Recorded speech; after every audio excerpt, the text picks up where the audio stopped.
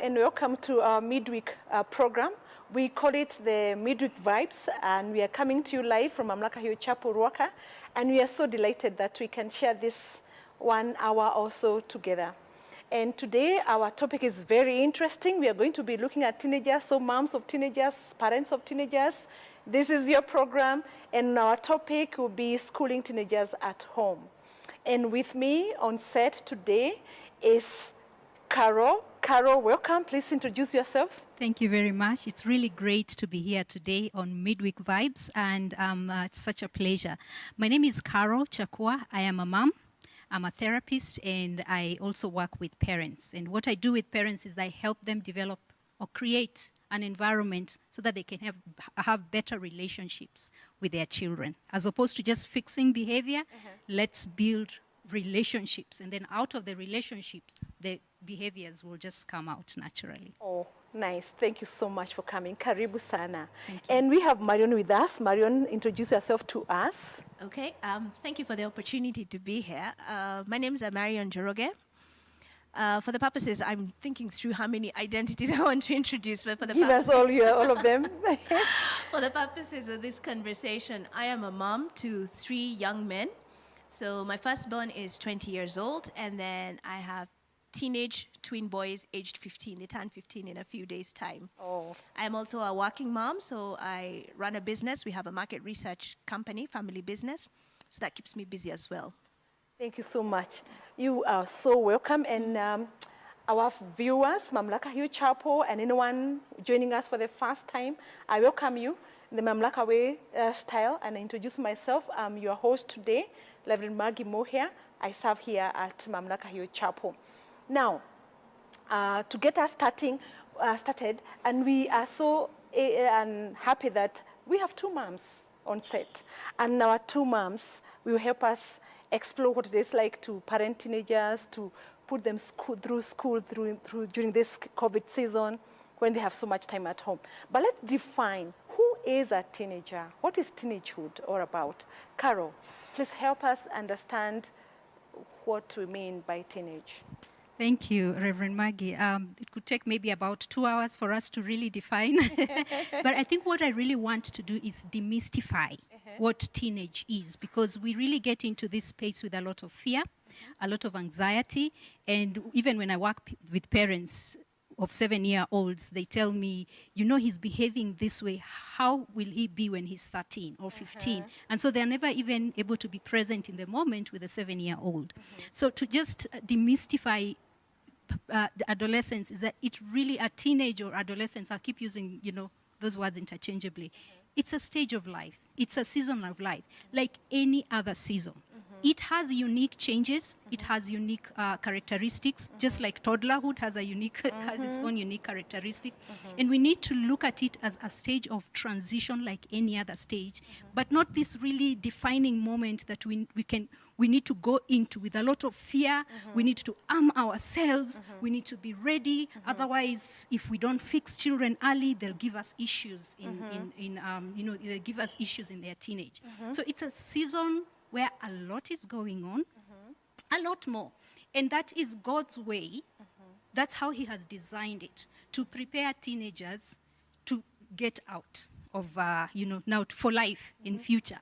And so if you're preparing someone to step into life in future, then there's a level of independence that they need. There's a level of maturity that they need. So there's a lot of growing that goes on during that stage. And from a psychological perspective, the levels of dopamine, those feel-good hormones, Yes. they're actually lower. So what teenagers do is to be able to increase them so that they can feel good. They get into risky behaviors. So, Yeah.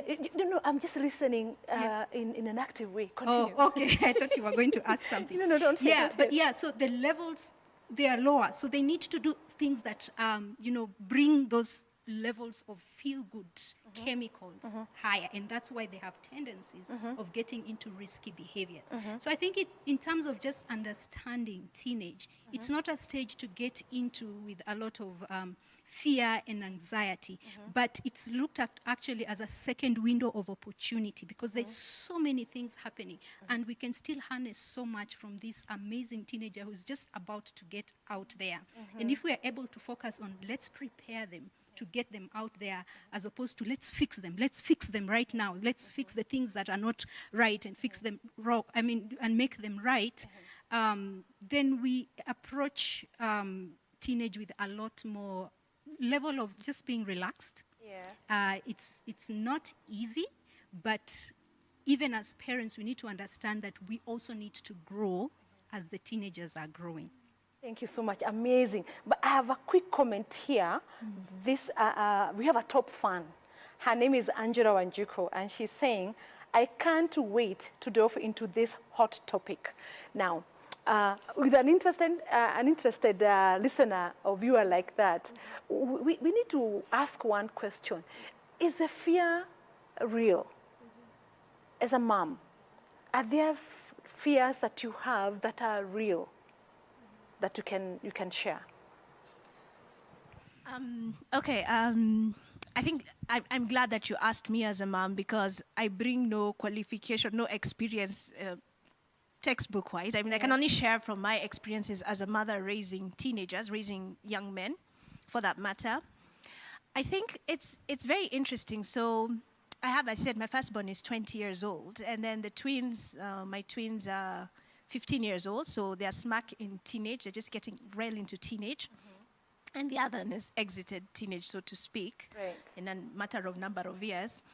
I think with your, what I would say is with your first child, the level of anxiety is really high, because we don't want to get it wrong. And I'm so glad that Carol is the one who said this, that we need to realize the window of opportunity that happens with teenagehood, because many times we come at it with, oh, we have had horror stories about teenagers, they're becoming, and when your preteen starts questioning things that you're doing, then you start panicking and you start, oh, this is the dreaded teenagehood we have heard about. And so your guard is up, your armor is up, and you come at it guns blazing. And you miss out on the joy of who this person is, or who this person is becoming as a teenager. Because I tend to think what's happening is they're beginning to walk from who they really are and will be for life. So it's when it's your first time child, you're so trying to do everything by the book and get it right, and you feel that your success as a parent will be measured by the kind of child that you raise. So immediately you feel like there's any danger of your child sleeping, you're there, you're at you're it. trying You're trying to quarterback the situation, and you miss out a lot. So I tend to find, and to be fair, to be compassionate to ourselves as parents, we didn't know any better. It's also like the first time you hold your baby, there's things you didn't know. There are things you thought would be automatic at be a mom. Nobody told you about the emotions that come with it. It's the same thing with teenagehood. You've never been a parent to a teenager before, so there's things that you do that will be... And I like what you just said, because it's true. You've never been where you are before. You've never been there before. And there's no rehearsal. Every You're day, learning on the job. You're learning on the job, and each day counts a lot. But it's different with the other kids. When the second and the third one, I said the other children have the benefit of you're a bit more of an experienced parent. I'm really enjoying what you're saying in terms of you're looking back and seeing what are some of the things I missed out. Maybe I could have been too busy and I didn't teach them. I'm seeing this as an opportunity to teach my children. What I'm hearing is a release. Like, there's a way you can look at it by saying, what is wrong with me? Look, this child does not even know how to do 1, 2, 3, 4. But how you're approaching it is with absolutely no guilt. Oh, this is an opportunity I have to teach them something that they didn't know. And I think one of the struggles that can be in this space, Reverend Maggie, when you're asking about struggle, is parents getting into this space, and then they begin to notice things that their children are not able to do, and you get into a place of anxiety, a place of guilt, a place of, I need to fix this. I need to fix this before COVID is over, so that now, when COVID is over, now I have a better child. But approaching it with a lot of compassion for yourself, with a lot of, okay, this guy actually doesn't know how to make his bed. interesting, let us train, okay? So you go and you start. At whatever age, they could be 15 and they don't know how to make their bed. You can That's start. fine. That is where we are right now. So let us train. Without guilt, with a lot of compassion for myself, let's go in there and let's do step 1, step 2, step 3, and this is how a bed is made. Right. And once that is done, you move on to the next thing and you move on to the next thing. So I think the struggle can be more if we are getting into this space with a lot of beating ourselves up, because whether we like it or not, yes, we are in the same space, but we're also in each other's hairs. Let's just admit we're in each other's hairs, and the levels of irritability and people getting angry at each other and snapping around, they're happening. We need to acknowledge that this is all new for us.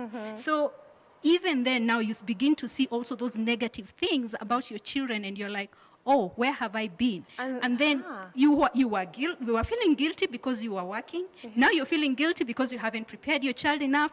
And so that whole space is not healthy at all. And not very comfortable either for our parents. Exactly. Yeah. So I think the struggle would be more if we are not compassionate to ourselves, and if we are not looking at it as a second window of opportunity, where we just think of just one thing that you can teach your child in this season, and just go along with that in a way that goes with your pace, goes with where you are even mentally and emotionally, but at least, nail one thing that you can actually teach them, And then you can gain some form of success with that one. Exactly. And talking of pace, we talked about pace. In an earlier conversation, we had talked about the need to recognize that this is not a one-off.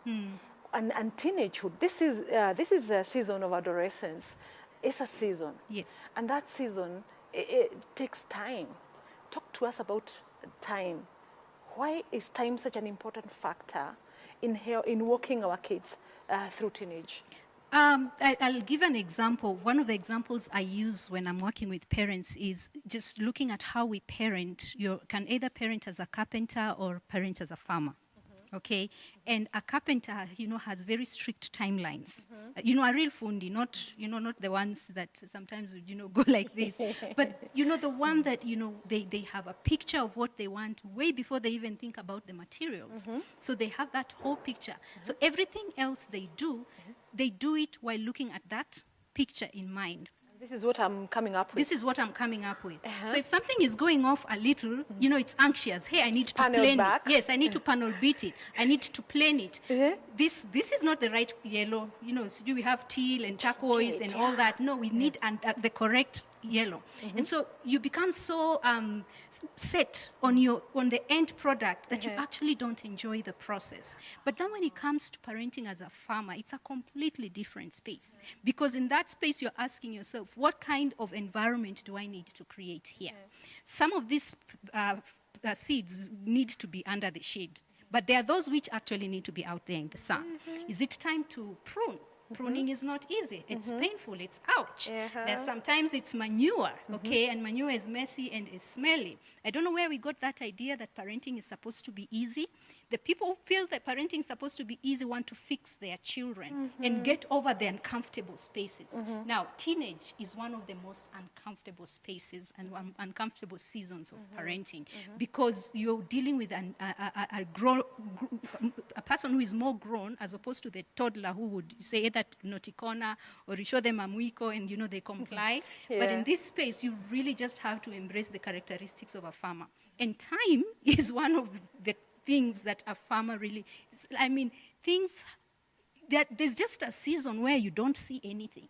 You already put the seed in the ground, you have done your manure and everything, and it's just a season of not seeing anything come out of the ground. Popping out of the ground. Yeah. Right? So you really need to learn to trust this process of parenting as a, time, in terms of time, but also just looking at it as a process where you have to continually reflect. Maybe I need to change this here. But ultimately, with the farmer, they don't have complete control of the final product. What a good thought. They don't. Yeah. There are other forces at work. Yeah. And therefore, for me, being even a church-based program, ultimately, this is God who has the results. So it has to be such a walk of faith and hope as you're parenting your child. at whatever age, but even more so during teenage season, because there's a lot of they're just about to get out. You see, like when you think about a bow and an arrow, so our children are really like arrows, and you're the bow, okay? And when it gets really hard, there's an archer, and we all know now who the archer is. The archer is the one who sees where those children need to go. Wow. He's the one who sees where the arrow needs to go. When it's just about time to launch that child, that's when the bending happens the most. And that's when that's the teenage period where there's more struggle in that space. When it's happening the most, really it's now time to launch the child. Yeah. But then it has to be at a space where you know that what you are, not just a bow, because if you use the word just, then it minimizes your role. But you are a bow, and you are in the hands of an archer. And this arrow, there's someone who knows where it's going. So how much more allowing this to be a faith walk and allowing time to just work out what this child needs to be, in this season of parenting. So we're going to take a short break, and when we come back, so don't go anywhere, we shall now figure out how to walk through the day patiently in this process of parenting our teenagers. Thank you. Welcome, guys. Thank you so much for staying tuned. And we want to start it up with answering one question that Angela has asked. As a sibling, I have a teenager. How can I walk alongside my teenage sibling? I think, one, it depends on the level of responsibility that you have been given over your sibling. So if you're supporting them in terms of financially, maybe paying for their fees or living with them, then you're going to take a more of a parental role, because parenting is not necessarily giving birth or adopting, or it's just really a process where what level of responsibility do you have, and are you nurturing them? So I think that one, for me, because I don't have clarity on the specific situation, is to what extent is the responsibility you have over your sibling. But other than that, because we do have, you can still take up the role of a mentor and just still give them direction where they need direction. You may not be able to give consequences because there's already just that sibling rivalry thing that always goes on, especially when when you're closer to age. So for me, I think you still do have a part to play in terms of mentoring, but also the extent into which you go into it depends on what level of responsibility you have over them. Right. Wow, fantastic. I think we can address that one that way. Yeah. But if it's something very specific, Angela can post it on to us and you can answer it, right? Yes, that would be great. It gives a little more clarity. Yes. Okay, thank you so much. We want to explore a day at home with our teenagers. More time, a bit of gadgets, a bit of time on the internet, because we are doing school at home. So how has it been for you, Marion? How does it look like to stay at home all day with that teenagers, two of them, and a bigger teenager who is 20, and they need to do their work? Just paint a picture for us. Okay. One of the things that I can put out there is, previously what we have done in the past, we have chosen as a family not to have internet at home. Just because of how much it took from us as from family life and from family time. And that's during the school term. So when our kids are in school, we don't pay for internet. Right. So there's no internet at home. It's inconvenienced us too as parents, because when you come home, you can't quite really work from home because there's no internet. So when you get home, you're just at home, with each other. And looking back now, that helped us in many ways, because now we have to have internet so that the kids can be able to continue with their schooling program. So of course, the kids would be like, yay, we get internet now. But we parents now, our safety net has gone. And so we are finding ourselves even now. And to be honest, it's not just children. It's not just the teenagers who struggle with the internet. We too, now there's internet 24 hours at home. You're probably spending more time on your laptop or on your gadgets as well as a parent, you know. And you don't want that. So one of the things that we quickly, we're in a new space. How then do we adapt to this new environment, we have to have internet. So that's the first thing that I want to say as parents of teenagers. That challenged how we parented our teenagers. Our firstborn son would probably, he never had that opportunity of there was internet at home during a school term. That never happened for him. But now here we are in this new space. How are we going to parent these children with the internet there? And so one of the things that we have done is we have tried to keep the same schedule. So kids, you go to bed at this time during the regular school term, we're still going to keep that. So you need to be in bed by a certain time, because in as much as you're at home, it may not necessarily be the case that you have more time on your hands. There's more things to be done. There's no help coming to do the dishes or cook or do that. We are all at home, so we all have to pull our weight with the housework. So you go to bed a little earlier. I mean, you go to bed, try and keep regular sleeping patterns, and none of that sleeping at midnight because you are up on the internet happening. So go to bed, wake up in the morning. So the twins, age 15 are the ones, wake up in the morning, have your breakfast, get ready for school, because then they have to be logged into class by a certain time. So you have to make sure your device was charged. There's none of that. Your device, oh, we can't attend class, we ran out of charge. Get your school books, have to get that in place. We're in a small space, so we all have to be at the table together. Sit down, get ready for school, log into your classes. But now one of the interesting things that's happened is they actually have more to do, because it's your day for school. You have schoolwork, but you also have chores. So everybody has a day when it's your day to keep the house clean. So they're Star Wars fans, so we call it being the Jedi. So everybody has a day when they're the Jedi. You're the one who will wake up, you have to mop the house, you have to clean the bathroom, you have to make sure the house, dust the surfaces, just do the chores that need to be done. There's dishes, everybody has their schedule of, are you washing breakfast, lunch, or dinner dishes? So you have that on top of your schoolwork, attending your classes and doing in your assignments and handing them in, and also find time to. So one of the things that they have picked up is cycling. They did a lot of cycling when they were little, and so that's one of the things I'm thankful for that they have developed a passion for, is in the afternoon they want to go cycling together as brothers. So they'll go out and ride their bikes and probably try and do something like 30 kilometers or just stuff like that. Wow. So how do you make all of that fit into your time? And that's why I was saying the learning that's happening right now is not just about academics. Yes, there's more than that. There's more than that. They're having to learn how to manage their time. Your assignment is due by 11 p.m. or whatever time it is has been sent. You have to do it, but you also have to do the dishes. Yes. Nobody's going to go into that kitchen and do the dishes for you. So you need to figure out when you're going to wash the dishes. You need to figure out when you're going to be the Jedi, when you're going to get your housework done. So it's not necessarily the case that they are have more time on their hands. Now they are being challenged to, we're all being challenged to manage our time better. So I think that's one of the things that when Carol said about the window of opportunities, looking at these seasons that we are in, even teenage seasons, and then figuring out what's the opportunity for me there as a parent and how do I use it. It's true when you said that someone's 15 years old, they don't know how to make the bed. Okay, am I going to fret about it, or am I going to work? It is what it is.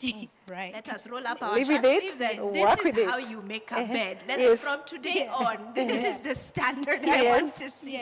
So it's picking up from seeing the opportunity in the moment and working with it. And I must say, I'm so glad you said that, because one of the things that I think we miss out as parents of teenagers, having raised a teenager to adult, to becoming a young adult now and raising other teenagers, is we really miss out on seeing who they are. They are wonderful, but their personalities, their attributes, their talents, their gifts, just who they are as people, because we are so fixated on teenagers are terrible that you actually end up missing out on the potential of who they are becoming. So I'm so glad you brought that out as a parent of a teenager. Oh, nice. Just before we move on, I wanted to capture, how do you keep the kids focused?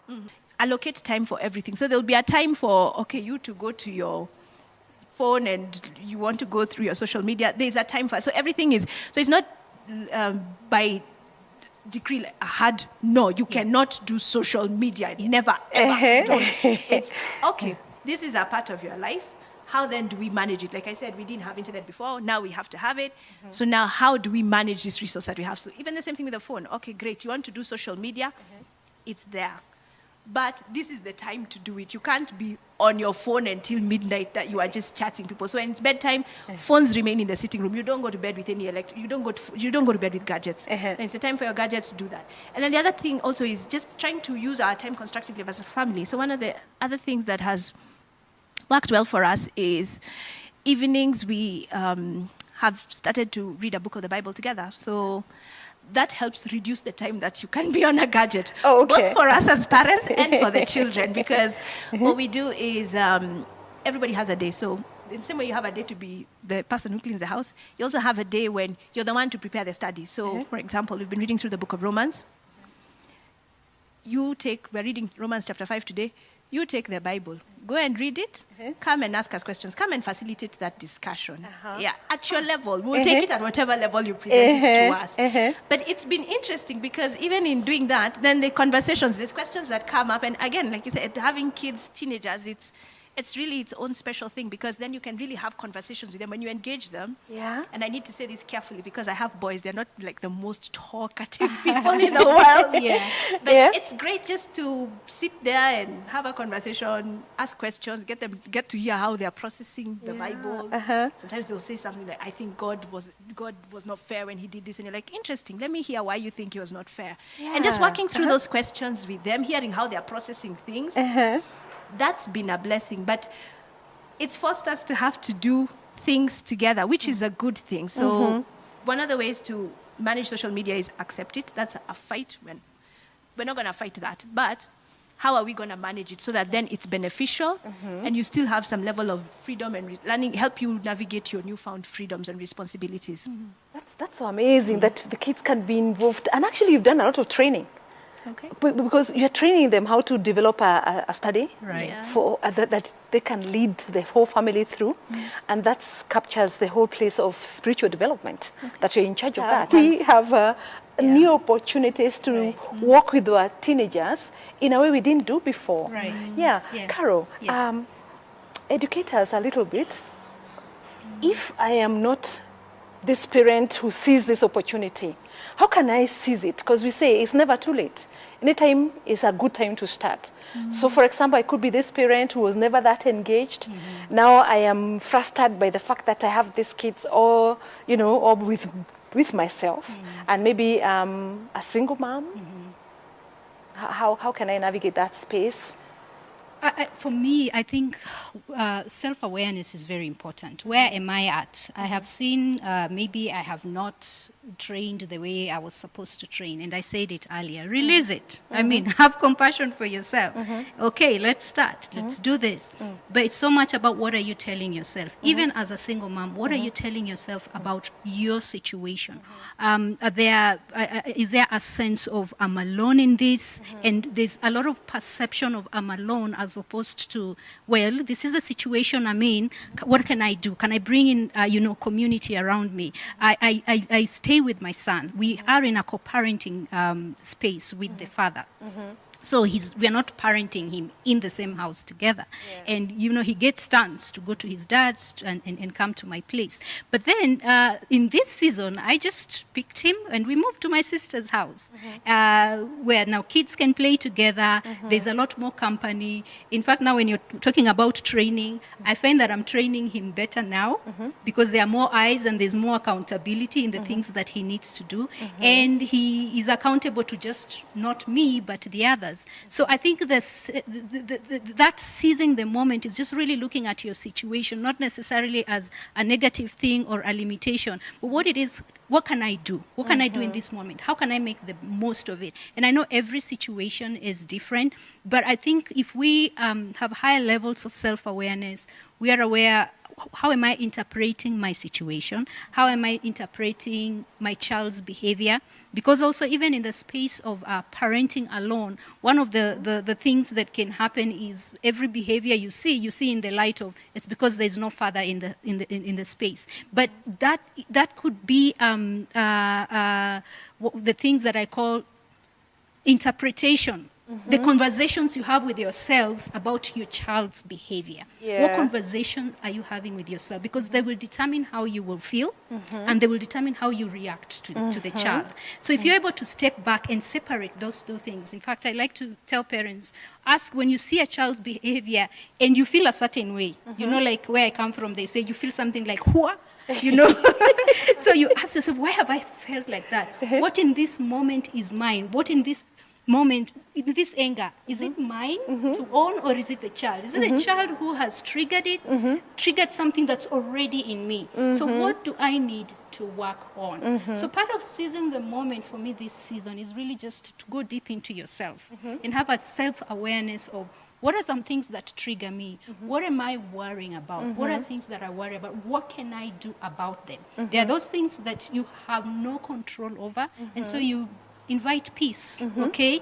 To be able to, the serenity, to be like, okay, this is something I cannot change. But God, give me the wisdom or the courage to change the things that I can. And so just being able to separate that. And then, of course, the most important is the wisdom to know the difference between what I can change and What I can't change. Yes. So for me, seizing the moment is just going back inside of yourself and really beginning to explore that inner space. And what do I need to work on, and how do I need to I change? think that's very important to parents to listen to that and hear that I can do a self-audit and I can see where I need to pay attention to so that I can be a better parent in this season. Yeah, so I can provide the right environment, because children soak in what we pour out. Right. And what we pour out really comes from here. From so right it doesn't inside. matter how many tips and tools you gather out there. What really matters is the environment in which you are implementing those tools. And that environment is really what's inside. So if you don't work on what is inside, which is a process, then what the child gets is just, well, mom was really, really angry. Me, all I saw was the anger. I didn't see, there was no lesson there, It's just the So they anger. just focus on, they focus on your emotion as opposed to the lesson that they need to learn. Good insight. I just like, that is just gold star right there, what Carol said, because one of the things I have learned on my journey as a mother to teenagers is how the issue of control, I think, is what stresses us as parents. I think one of the things that happens as a parent of a teenager is you start realizing how little control, you start seeing control basically slipping away Out of from your you, fingers. Yes. And rightly so, that's the way it should be. This is this person will become an individual and an adult and will need to function in society. Over and above that, this is a person who is created in God's image and whom God created for his own glory, not for me, my glory as a parent. I think many times that's where we get it wrong as parents. Yes. I mean, personally, self-assessment. You said we need to self-audit as parents. I think one of the things for me that was an aha moment is this. I'll be judged on how as a parent by the outcome of my children. So these children are a mini extension of my glory. And that's not who God created them to be. He created them for his glory. And once you start realizing God has a purpose for this person, I am a steward. My responsibility is to raise them to the place where they can fully function to bring glory to God. Raise them to bring glory, to glorify God. Right. Then the issue of control starts. You start getting a bit comfortable with losing control because, ultimately, Father God, they belong to you. I am a steward.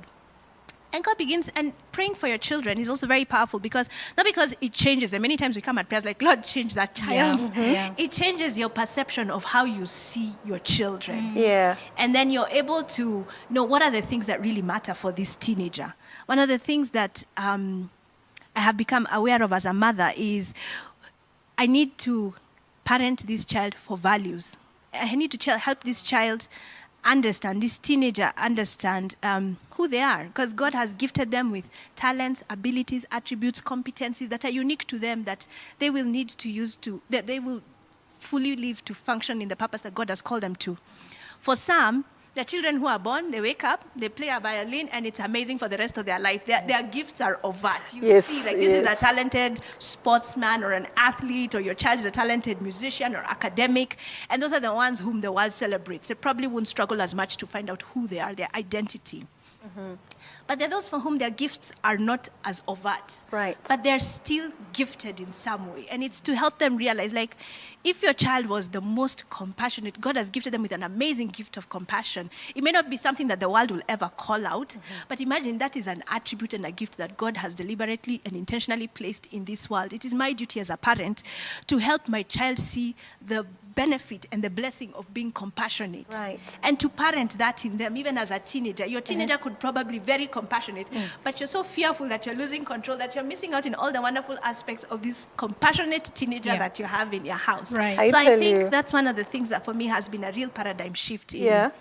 in raising teenagers. Yeah. Wow. And- Our time is so well spent, Carol. Yes. So when you share a piece of wisdom with us, also give us like a parting shot and encourage a parent who may be feeling, I actually have learned something and I can seize, that word is good and it's a good word, seize the opportunity and do something and make this time count for me as a parent Yeah. of a teenager. Yes, I mean, I'm really loving the flow of this conversation and your authenticity in just seeing how you realized that there was a space of control and you are using your child as an extension of your ego, and just being able to realize that, you know what a gift that is. Just being aware, starting to have a sense of awareness, because I like to use this phrase, this sort of quote, when I work with parents, is that unless you are fulfilled, you will use your children to complete you. You will teach them how to live with your fears, how to live with your emptiness, and how to live with your anxieties. But that's just one part one. Part two is all the while unaware that you are doing so. And that's the tragedy, that we are unaware. And so when you come to that space of awareness and you're like, ooh, I'm being a control freak, or I'm feeling anxious and I'm feeling fearful, that is one step. And that's usually like 50% of the journey. Just being aware that, oh, this is what I'm doing. Then the second one is, where is it coming from? So just being able to even just sit and like, God, this is how I'm feeling and I do not understand where it's coming from. He is the light. You know, shine the light in those spaces that I need to work on. So that now once I start working on, then one of the things that I have learned with my son, who is 11 right now, and we're getting into a space of a lot of power struggles. And I'm understanding also that that's the space that he needs to assert himself. You know, like we were saying earlier, even before the show, that sometimes we forget that preteen is also really, really tough. We always think about adolescent being this thing, but preteen is when now they're really transitioning from those, yes, mommy, you know, all lovey-dovey to, okay, now I have my voice.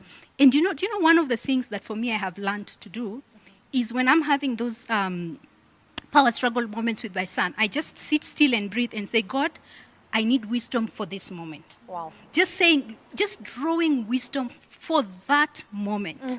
And does it always work? Sometimes I don't know. Sometimes it gets explosive, but later I'm like, I prayed. So if I messed it up, it would just give me wisdom to fix it now, you know. Right. So it's like continually drawing. I think the parting shot for me here is that it is possible to continually draw from God, and looking at that from the archer and the bow perspective, I like because that. he's the one who sees. He's the one who created these children. He actually created the purpose first, and then he created our children for that purpose. Who am I to start being a control freak here, using my own insecurities to complete my child? Wow. How much more easier can I just sit and breathe in and out and draw from God? I'm like, this one is your child, and there's a direction he's going, and now me in this moment, give me wisdom. Give me Oh, wisdom. nice. If I need to walk away from this push and pull, it's okay, because that's another thing we want to assert our authority. I am the parent in this house. Sometimes you just walk away from it so that you can go and really just have that time to draw wisdom. Right. So I think there's a place where we need to realize that we don't have to fix everything as it happens in the moment, but we can continually draw wisdom in the moment to be able to handle those very explosive moments that Wow, happen. so well said. Thank you so much, Kara. I appreciate that. Marion, give us a parting shot. Encourage a parent who hasn't figured out how to get the kids away from their distractions and how to work out a schedule that fits teenagers, remembering that now they have grown, they're no longer kids. Now they are maturing, and like we said a little earlier, they are moving towards autonomy. And you want to walk them through that journey of autonomy so they can become adults. So give us a parting shot. Okay. I think my experience in motherhood, and again, I am a mother of boys, young men, is one of the things that I have drawn strength from is that I try and model my parenting from the ultimate parent. So looking not just to how did our parents raise us or how does the world say we should raise children, but Lord, how have you parented me as my parent, as the ultimate father? And trying to just replicate that model even for my children. I have found that to be beneficial because some of the things like, for instance, our society trends to focus on academics for children. So even when we talk about education, when will our children open school so that they go back to education? Because they are falling behind. Because they are falling behind and they won't be able to sit their national exams. Yes, that is a very valid conversation. But also, as a parent, my worldview should be much bigger. It's not just about opening schools so that my children go back and sit an exam and continue on with life. I think there is a place for me to look at education more broadly in terms of what does this child need to learn? What would the Lord have me as the parent of this child teach this child and guide this child? And I think that would fix some of the issues we have in society if we focused more on teaching our children values. In the same way we place emphasis on academics, which is also equally important. That is not to minimize the place of academics, but it is also to say we need to just up the ante a bit more and focus on values, raising our children for values. And that's some of the things that we can do in this season, and we can use our time more meaningfully. So it's a gift to have your children at home right now, undistracted by schooling, waking up to catch the school bus at 4 a.m. or fighting traffic to get home to your children. We are all at home, so to speak, in this moment. Maybe this is a place to redeem the season and teach values to our children, teach them compassion, kindness, teach them how to be brothers and sisters to each other, teach them how to care for each other as siblings, teach them how it is to live in a family, whatever your construct of a family is. How do we have dignity for each other? How do we show dignity for human beings? Because some of these things, the issues we see in society, it's more as a function of the socialization that happened in the home. And we have a unique opportunity as parents to begin to do that one thing. I like how Carol said, just one thing. It's like we don't have to fix the whole world in one go. But what's one thing I can do with my teenager right now to teach them? What's the one value that I want them to come away with from? And you'd be amazed how God takes that faithful effort and multiplies it into something great in the life of your teenager. Thank you so much. Amazing. Let's anchor this in scripture. This is an old traditional favorite psalm that we all like. And Carol alluded to it, that we need to draw from God daily. And the Bible reminds us in Psalms 127 that unless the Lord builds a house, unless the Lord helps us bring up these children, the archer, like you called him, he is at the back of our minds. We know we are not the ones in control. We cede control to this God who builds the house for us. The builders will labor in vain. As a parent, we don't want to labor in vain. We want to invite God so that our labors are not, they will not amount to naught. Unless the Lord watches over the city, unless the Lord watches over our children, you start God in vain. And in vain we will fret, we will rise up early, we will sleep late. We will stay there trying to seed, to seize instead of ceding control so that our kids can grow. And the Lord is inviting us, actually, even right now, as parents, to remember that He's there for us. He is our constant. We can go back to Him, and He can help us regain that space of control of ourselves so we can raise this generation in godly ways. So thank you so much, ladies. I cannot thank you enough for your time and your invaluable insights. We keep learning and we keep feeling very, very blessed. Thank you so much. So guys, thank you so much for keeping tuned. Thanks for sharing this 1 hour or so with us, and we look back to next week. Thank you. God bless you.